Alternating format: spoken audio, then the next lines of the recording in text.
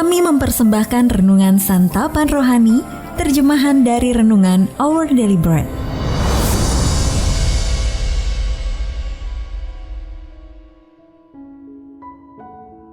Untuk menerima notifikasi video baru kami, silakan tekan tombol subscribe dan tanda lonceng di bawah ini. Sahabat ODB, pembacaan Alkitab hari ini terambil dari Kejadian pasal yang pertama, ayat yang ke-31, sampai dengan pasal yang kedua, ayat yang ketiga.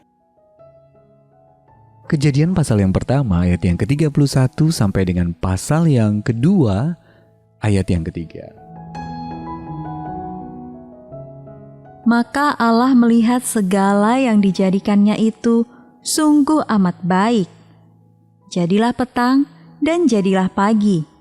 Itulah hari ke-6. Demikianlah diselesaikan langit dan bumi dan segala isinya. Ketika Allah pada hari ke-7 telah menyelesaikan pekerjaan yang dibuatnya itu, berhentilah ia pada hari ke-7 dari segala pekerjaan yang telah dibuatnya itu. Lalu Allah memberkati hari ke-7 itu dan menguduskannya, karena pada hari itulah ia berhenti dari segala pekerjaan penciptaan yang telah dibuatnya itu. Ayat mas renungan hari ini terambil dari Kejadian pasal yang kedua, ayat yang kedua. Ketika Allah telah menyelesaikan pekerjaan yang dibuatnya itu, berhentilah ia pada hari ke-7 dari segala pekerjaan yang telah dibuatnya itu. Renungan hari ini berjudul Izin untuk Beristirahat, ditulis oleh Elisa Morgan. Saya dan teman saya, Susi, duduk-duduk di atas bebatuan besar memandangi buih laut bergulung-gulung menerpa tepi pantai. Sambil memperhatikan ombak yang susul menyusul menghantam bebatuan, Susi berkata, "Aku suka laut. Laut terus bergerak supaya aku bisa berhenti sejenak." Bukankah menarik bagaimana sebagian dari kita merasa perlu meminta izin dulu untuk berhenti sejenak dari pekerjaan kita dan beristirahat? Padahal itulah yang ditawarkan Allah kepada kita dalam kebaikannya.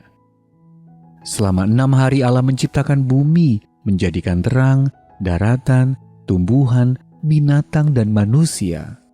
Lalu pada hari yang ke-7, Allah beristirahat. Kejadian pasal yang pertama ayat yang ke-31 sampai dengan pasal yang kedua ayat yang kedua. Dalam 10 perintahnya, Allah menetapkan aturan-aturan dalam menjalani hidup sehat demi menghormatinya. Termasuk perintah untuk menguduskan hari Sabat dan menjadikannya sebagai hari peristirahatan. Dalam perjanjian baru kita melihat Yesus menyembuhkan semua orang sakit di suatu kota. Markus pasal yang pertama ayat yang ke-29 sampai 34.